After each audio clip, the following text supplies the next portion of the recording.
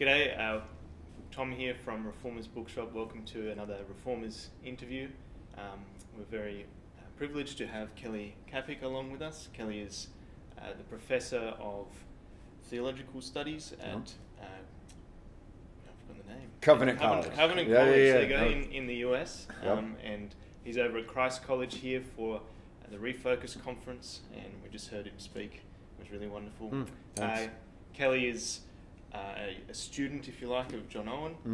So you can see here a couple of his books where he's edited John Owen's works for the modern reader. Most recently, The God Who Gives has been published, which we'll talk about in a minute, and also quite recently Embodied Hope, which is some theological meditations on suffering, which we'll also have a chat about. We also have John McClean with us from Christ College. Yep. John is the Vice Principal of Christ College, and it's great to have you with us as well. Good, John. yeah. John, why don't you start with The God Who Gives? Okay, good, thanks. So when I read this book, it reminded me of a line from another book, which I've just been reading as well, Fred Sanders' book, The Deep Things of God, where he talks about God is the gospel, or communion with God, knowing that God gives himself to us and brings us to himself is what the gospel's about, and everything else is either preparation for that or a consequence of that. It seemed to me like in some ways this book is just an expansion, not just an expansion. Right. It is a wonderful expansion on that. Yeah. That grace and the doctrine of the Trinity just go together so carefully. Yeah. I really love how you put that. I think that's the surprise, is we're very familiar with these things. We know the Christian story, but then as we talk about doctrines, we can lose sight of what it's actually about. And it's not actually about primarily justification by faith, as beautiful as that is. It's not primarily about this or that. It's about God. That the gospel is the coming of the Son and the gift of the Spirit, and that the gospel is God himself. Yep. And but trying to unpack what that means in terms of creation and fall and redemption and the life of the church. So I think that's actually a nice simple way to put it, is the big surprise is that God gives himself. Yep. And I think the book really helpfully shows that as you keep that as the kind of grounding, it helps you keep the other doctrines in their relationship to the big idea and in their relationship with each other. And keeps reminding you that the gospel truths that we know and love are genuinely revelation of God. You actually get to know God. That's by knowing how he saves. I love it. I love that you said they're actually a revelation of God. Yeah. They're not a revelation about a textbook. They're a revelation of God. This is him, and his greatest self-revelation is his Son, and then his Spirit, who always draws us to the Son. So that revelation is God's self-revelation. No, it's great. It's good. So I'm interested to know, can you pinpoint exactly the motivations for writing the book? Yeah, well, it's a longer story than you're probably interested in. It wasn't a book I had started that I was going to write. It started out probably over a decade ago. I was doing some research, and a former student of mine was working with an organization. And long story short, it's an organization called Generous Giving. And they were interested in the topic of generosity for Christians, but they realized they needed some theology. And I kind of reluctantly backed into it. And Justin Borger, who helped me with the research and stuff, was my former student. But then as I started really digging into it, I realized this is a beautiful way to talk about the gospel, because we use the language of grace all the time, but the language of gift is actually gratia. It's the same word, but we lose its meaning. Yeah. And when you start to explore it in terms of gift, it takes on some fresh. What I started to see is this is a beautiful way to talk about the gospel through the lens of gift. Yeah. And that is what took me into it. And then it ended up a lot more theology than they were originally hoping for. But really rich. So that was the earlier motivation. And I think that's right about grace, because it becomes a kind of technical word. Yes. Which has all these sort of formal definitions around it, and we lose touch with the fundamental message of the word. Yeah, it's not just transactional. That a gift, when a parent gives a child a gift, they want you not just to receive it, but to enjoy it. Yeah. Rather than grace can sound mathematical at times. You know, say, no, this is a gift from God. God's given himself. He wants you to enjoy him. Yeah. And to just receive the gift and set it down is to miss it altogether. Yeah. So, yeah. And good. just in the session before we recorded this interview, you were talking about the importance of communion with God. And obviously that flows from that. No, I mean, communion with God is continuing to enjoy the central gift. Yeah, that's right. Of the gospel. Yeah. And just kind of trying to think through, in some ways, the simple idea of the Christian faith is loving God and loving neighbor. And we're able to love God and neighbor because we have first been loved. And so helping us understand that love mentally, emotionally, communally. Anyways, it's exploring all of that. So that's part of the ambiguity intentionally in the title of, how the Trinity shapes the Christian story. It shapes the Christian story of creation, fall, redemption, but it also shapes the Christian story of our lives, right? I strongly believe we're Trinitarian not because we read a book about it, but because we experienced the love of the Father as we encounter the Son in the power of the Spirit. So we're Trinitarian before we've ever thought about it because we've experienced it. So, Very nice. So your explanation about the origin of the book helps, it kind of already answers one of the questions I did have, which was, I was struck by how much the economic angle came into the book and how often you turn to think about our generosity with our possessions. So obviously some of that came from the original it definitely reason. did, and it forced me. So one of the early things was to start reading in Genesis and read all the way through with this theme in mind, and it was stunning. That's why there's the first chapters on creation and starting to think of creation as a gift. But then once you see all of that, you get this large perspective. Then all of a sudden you see in Corinthians, you see in 1 John, where these biblical authors, like John is a perfect example. He's talking about the cross of Christ. You don't get any higher theologically than that. And then in the next sentence, he'll talk about what you do with your pocketbook. And you think, how are we talking about the cross of Christ and then giving money to your friend or to your neighbor? But in his mind, that all goes together because those who've experienced God's generosity move toward the widow, the orphan, those in need. And so what I realized is if you say, should Christians be generous? We all say, that's a good, but it's kind of like a cherry on top. Rather than, this is actually fundamental to experiencing God's grace. And so all of a sudden you read Isaiah and God is really upset. People who are offering sacrifices, who are making prayers, doing these things that God had commanded, but because they're neglecting the orphan and the widow, God says, your prayers are stench to me. And so it's actually the nitty gritty. It's the economic. And I think, the gospel is political, but it's not about, like in America, a political party, but it's the kingdom of God. And that has ramifications with how we spend our time, how we spend our money, how we spend our loves, So those, and it surprised me to see how often biblically those concrete things come up. And in some ways it uncomfortably forced me to do that. I can imagine, because Reformed evangelicals have not typically been very strong on economic implications. Yeah, that's right. But it's actually there. It's so much in the Bible. It's there. It's stunningly there.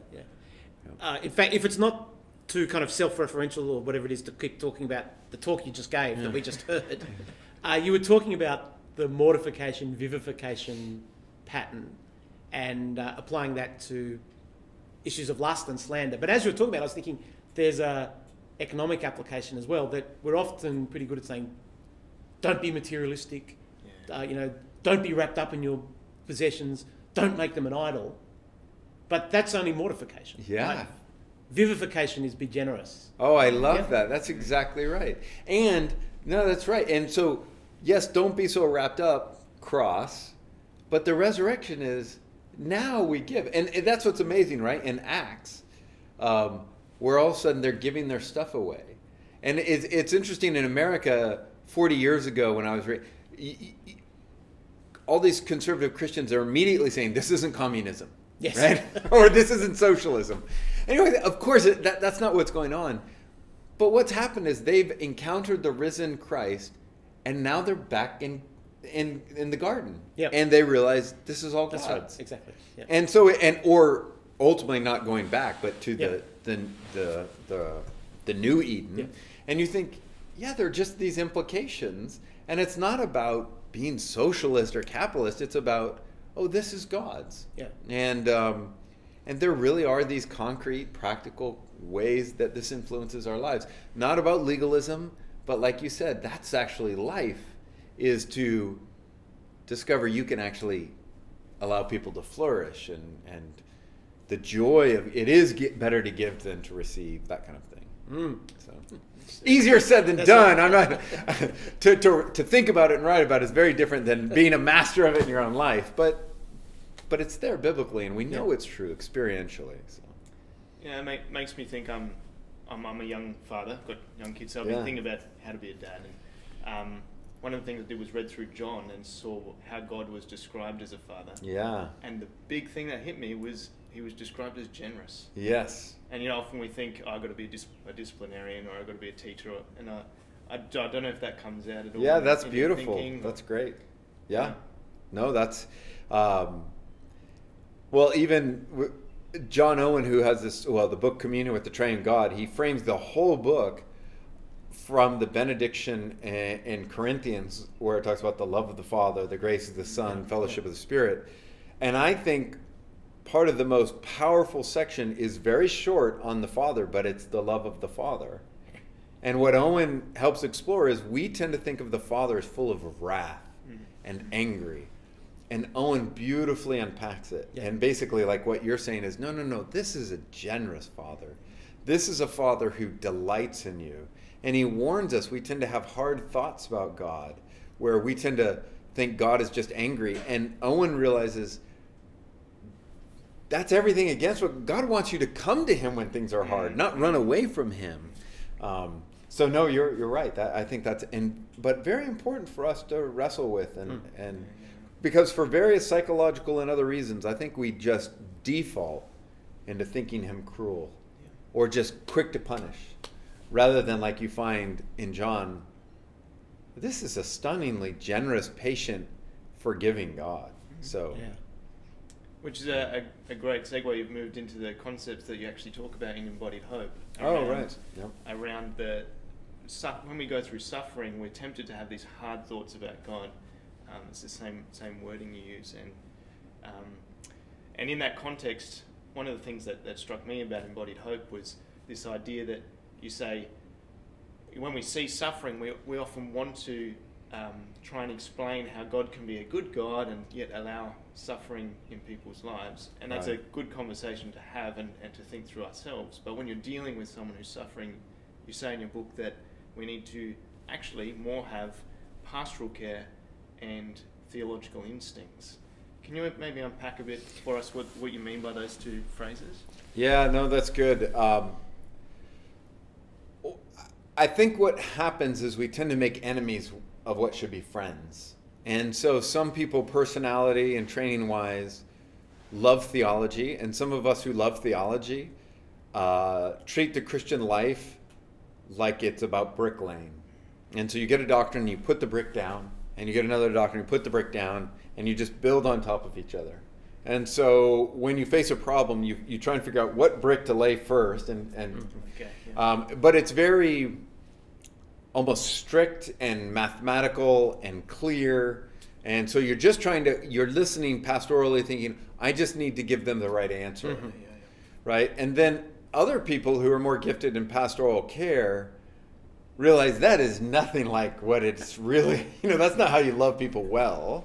And it's far more like so I'm trying to encourage something different. And the metaphor being, rather than bricklaying, to think of theology and pastoral care like gardening.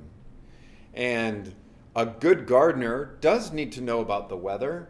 They need to know about the soil. And sometimes soil needs more manure, actually, funny enough. Sometimes it needs more water. If you put too much water, you can... So water, which is a good thing, can also be deadly. And so so to be a good theologian and pastor means to try and figure out, to have a good theology and then get your hands dirty and figure out what is actually not just in the soil in Melbourne, but what's in the soil in my church here in Sydney, in this particular case. What does it need? Because everything is different. So it's just a lot more organic, and it's messy. I kind of think of James when he talks about, how do you keep yourself pure? He talks about caring for the orphans and widows and keeping yourself pure from the world. And what we tend to do is think either you care for the orphans and widows or you keep yourself pure, and the keep yourself pure tends to be through retreat. Mm-hmm. And I think biblically in James and Isaiah, the surprise is you keep yourself pure by getting your hands dirty, by caring for the orphan and the widow. It's very counterintuitive. The way you are cleansed by blood is to get blood all over you, right? It's a weird biblical idea of we're covered in the blood of Christ, so we're white. You think, wait, how does that work? Yeah. So I sorry, that was me going on, but something along those lines. Yeah, okay. And so I guess the analogy makes sense to me. I'm a gardener as well. So right. I like, to try and work out a particular plot, what's going to grow here, what's the soil like, all that sort of thing. But what does that look like practically in a church? If there's a pastor, but actually you broaden it out and you say this pastoral care and this theological instinct is what all Christians need. Yeah. As we counsel, interact with each other. So what does that look like for me as I seek to care with my friend who's going through a tough time? Yeah. So it's very interesting.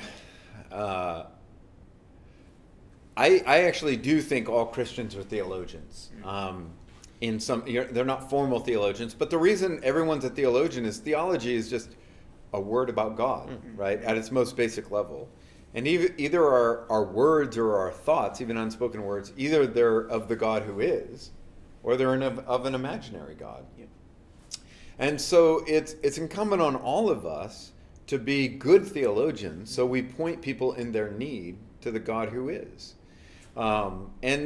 And that allows us to try and navigate. But the truths that shape us don't always, and I think this is where we get confused, a truth that's informing us doesn't need to necessarily be spoken to the person in need. Okay. So while Romans is absolutely true that God works all things for good, I really think you should almost never quote that to someone who's just lost a child or something like that. It's not that you don't believe it, but you have to look at how the verse is used, what's going on, and I think it's Happy Gilmore, which is probably a terrible movie, a long time since. But I do remember, I think one of those movies where, what's his name? What's that comedian? Anyways, it's one of his golfing movies, and he jokes and he keeps saying, be the ball, right? And I always think, there's something about being... Adam Sandler, right? So he says, be the ball, and I always think, pastorally, be the verse. And you could take that in the wrong way, but I always think, you don't quote, Romans 8 but you embody it.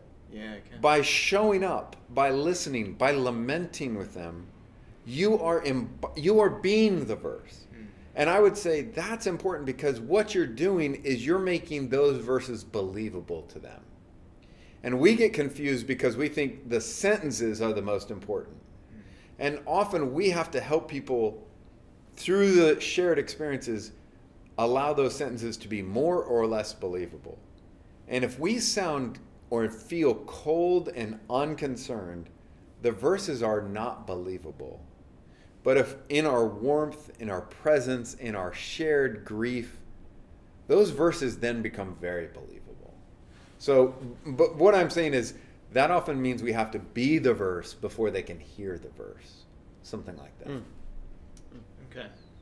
And of course, it's Job's comforters that are the exact example of what we don't. Right? Exactly. I mean, they were doing very well till they started talking. Yeah, exactly. And then they over-explain and they think they've got all the answers. And I mean, it's hard to work out exactly what Job and God's view of their answers are, but I don't think they're totally contradicted. Right. What Job's counselors give as explanation God doesn't come back and say, well, that's completely wrong, but it was the wrong time and the wrong place, and tried to explain everything which they couldn't do. Oh, and Job's, and I do talk some about Job in there, which is, Job is fascinating because I always ask pastors, like, how are you going to preach through Job? Because this very problem, because you will, if you're preaching slowly through Job, you will preach from things his friends say that are basically true, but in the context they become untrue. Yeah, yeah. And so you're going to end up as a pretzel, but which is a fascinating thing, especially for those of us in the conservative Presbyterian world and Reform. But here's what I found fascinating. Well, a couple of things about Job, and then you have to stop me. I'll try not to be too long. But two observations. First is very often historically and even like in contemporary philosophy textbooks, if they'll include a reading from Job, and it'll be from the first chapter or two and the very end. And when you ask people about the book of Job, normally that's what they think is important in the book of Job, the beginning and the end. And in theology post-Holocaust, there's been a big movement to say, no, actually the important part of Job is the middle. All of the chapters of wrestling with God and with each other. Now, I think John and I would want to say, why do we have to pick, right? The beginning matters in the middle. But I would say to us evangelicals, don't miss the 30 plus chapters of wrestling with God and each other. The fact is, that's a lot of patience with God. Yeah. Where God just, and we feel guilty ever raising a concern. Ever, laments are all over. So that's the one thing. But the other thing, and I don't have time to explain it, it's in the book, but the other thing that surprised me researching this is when you actually carefully look at Job, God's response to Job, I actually think there's nuance there. I draw on some scholarship. So I think there's some nuance there that God is not being condescending in a way we think he is. I mean, God is very much saying, you're a creature and I am the creator. So that's clear. But actually there is reasons to read in there compassion in Job. And I would say, look at how James and others, when they talk about Job, he is held up as a model. And even the way the book of Job ends, where he gets all of this stuff, I think sometimes we talk of Job in ways that don't actually fit the text. So then here's the big takeaway. In Job, God never actually answers Job's questions, which is weird when you think about it. The answer to Job's question is God's presence. And basically, it's an ellipses. It's a ... right? And I don't think we get the answer of Job's question until we get Jesus. And the stunning part in light of the whole Bible is God's answers to Job. His answer to Job's question is that God becomes Job in his Son. And in his Son, he takes on the suffering and the grief and the lament and the physical ailments and ultimately death. God becomes Job in Christ and then rises. And so the answer, not being cheesy, but the answer is Jesus. And that's not actually in the book of Job. Anyway, so there's a lot more there. But there's really beautiful things, I think, biblically going on. And it just to say pastorally, that means God is far more patient. And kind of the author of Hebrews, we have this sympathetic high priest who with tears, right, the solidarity with us, but not just I feel your pain, but I've entered in and I can do something about it. Yeah. Sorry, that's a long answer. But. No, and it plays into this other concept that I found really beautiful in the book, which is you say some people have a binary view of hope and lament. Yeah. You either hope or you're lamenting. And I was actually talking to someone just the other day who was explaining how they have a friend who's got this view, and I was like, I just read a really good book on that. But you explain that it's actually more of a quadrant, which I'm an engineer and I love quadrants. And you say, you can have hope with lament, and that's sort of the ideal scenario. And you explain the other three as well. Right. But I can see how that comes through with what Christ does. He laments with us, but provides that great hope. Yeah, kind of I think biblically there's a hopeful realism. And it's hard to even convince Christians of this, but part of what's remarkable about Christianity is we don't have to be fake. The cross and the whole biblical story says we can look at the world and be brutally honest about how hard it is and about ourselves, and yet we can still hope. Yeah. We don't pick between, and sometimes we lie about the world and we think, oh, this terrible thing happened, well, God did it to you, so it must not be bad. And I think in Reform circles we have some misunderstanding about the sovereignty of God that can create some problems. But we can say it's really bad and God is really good and we can be hopeful. Yeah. But we don't have to lie about this world. God doesn't want us to lie. When I was in pastoral ministry in a country town, so I used to take lots of funerals for non-Christian families who had some sort of church connection. I used to notice non-Christian funerals will either go in two ways. Either they're very phlegmatic. He had his innings. What can you expect? He was 70. Oh, well, that's it. It's a realism with no greater expectation than we've had as good as we can get. Or absolutely devastatingly tragic. You know, the family sitting in the front pew. Just distraught and with no answer. But then a really Christian funeral has both the horror and sorrow of death, and that it's the real enemy and this is not the way things are meant to be, and yet has a note of hope in the midst of that just embodies that in the contrast to the other ways in which I think our culture tends to handle death. You know? Oh, I think and funerals are kind of that's the test, it is. And I wrote Embodied Hope primarily for Christians, although some non-Christians I've heard from, which is nice. But I want to encourage Christians, like in the funeral, to be able to weep, right? But also to have hope. And sometimes you've, I'm sure, found this pastorally. Sometimes Christians don't feel like they're allowed to, that's and right. then you get into trouble, right? And you want to say, listen, it's not an either or. You can and sometimes, strangely, at the same moment, you can feel both. They're not necessarily in a row. Sometimes you feel both. But when it's in the light of the gospel, they actually feed off each other, don't they? Because we have the horizon of glory, because we know that this world is not what it's meant to be. We're longing for something else. That, in some ways, makes us lament more. Yeah, that's a very nice point. Because now is not what it's meant to be. Yeah. And yet, as we lament, as Christians, we then look to our hope. You're hopeful, and so they actually are meant to build on one another. That's beautiful. That's great. That's very helpful. Fantastic. So moving on to books. Yeah.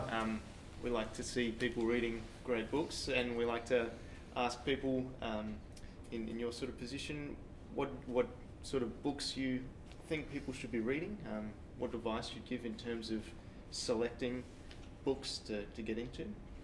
Yeah, it's very interesting. I mean, it's a little difficult in this kind of setting because you want to know, you want to ask, well, tell me about what you know, what you don't know. Are you interested in pastoral things? Are you a laity or whatever? But in general, one of the things, it depends on how much background they have.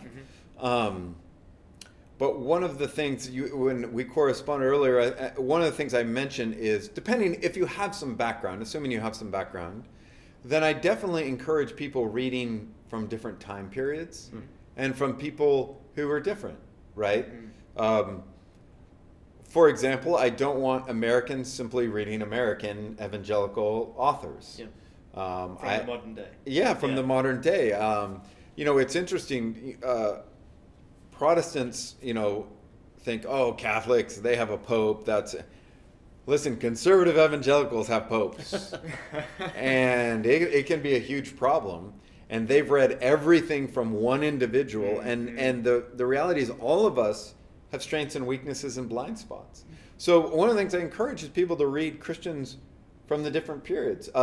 C.S. Lewis has this wonderful introduction to Athanasius, who was an early church father, had a little volume called On the Incarnation, and C.S. Lewis wrote an introduction for one of its publications, and he talks about why we read old books, and he basically says well, I'll put it the way I would think, but all of us have blind spots. But one of the problems culturally is we tend to, it's like in a marriage, you tend to share blind spots, and so you don't know what they are.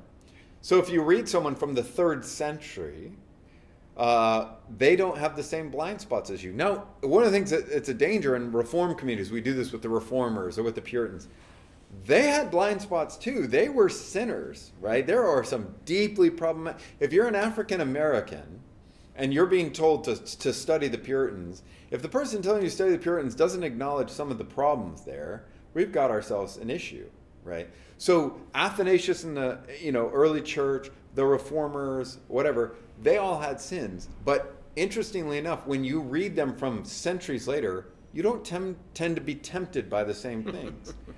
So C.S. Lewis is saying, it's not that we don't have to romanticize them. They sinned, but they're tempted by things you won't be. But it also means they weren't tempted by your things, right? So Athanasius was not dealing with the materialism of 21st century America. And so all of a sudden, you read him, you think, whoa, or whatever our sins are. And so it just kind of, and Lewis, in Lewis kind of way, he says, if we could read books from the future, they'd be just as good. But we don't have access to them. So I do think encouraging people to read Luther, to read a Calvin, to read an Owen, to read an early church father or mother, I think is very, and I encourage men to read female authors, female theologians, females doing ministry. I think it's very important, and it's been an area of neglect, to be honest with you. And similarly, we don't think twice about asking women to read men. So I think this is a growing area of need for us that can help us see some of our own blind spots and weaknesses. So that would be wonderful. That's very helpful. Thank you. I think it's in that piece by Lewis that he says you should read, I can't remember what the formula is, like 3 old books for every new one. Yeah, something like that. Yeah. That's right. And I think that's fascinating. And if it just reorients your world. And I would say one of the good things, this isn't always the case, but lots of them are short. Yes, and we write too big of books these days. So, I mean, Owen wrote too big of books too, but if you go to the early church fathers, they're small, so you'll be all right. Very good. Maybe our last question. I'd love you to pitch in here as well, John, but what's maybe one tip you could give our listeners that's helped you in your reading to get the most out of books? I think you should go first. I've been talking too much.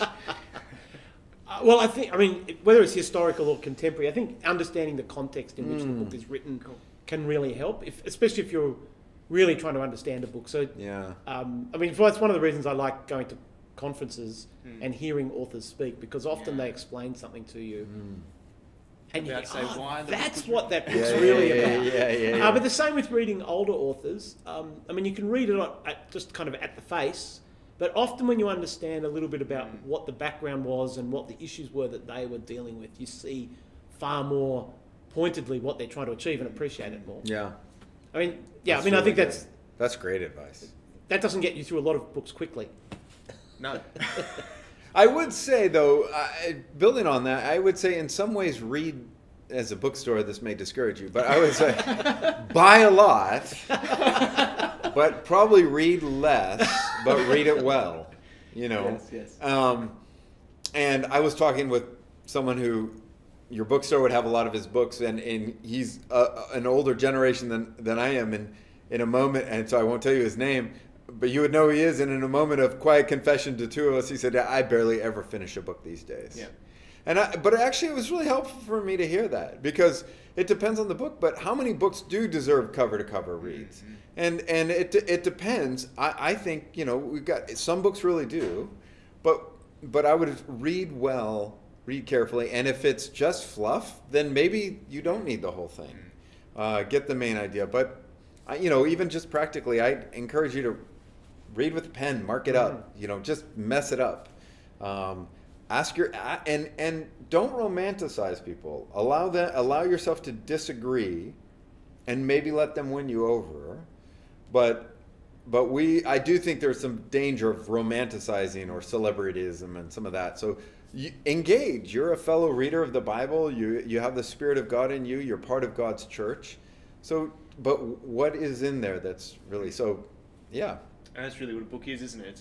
It should be a dialogue. Yeah, that's right. The author's trying to convince you of something, and you can wrestle with that. Yep, that's right. That's right. Well, thank you very much for those. That's very helpful. Thanks for having us. Thank you, John, and thank you, Thanks Kelly. for letting me sit in. Thanks. Yeah.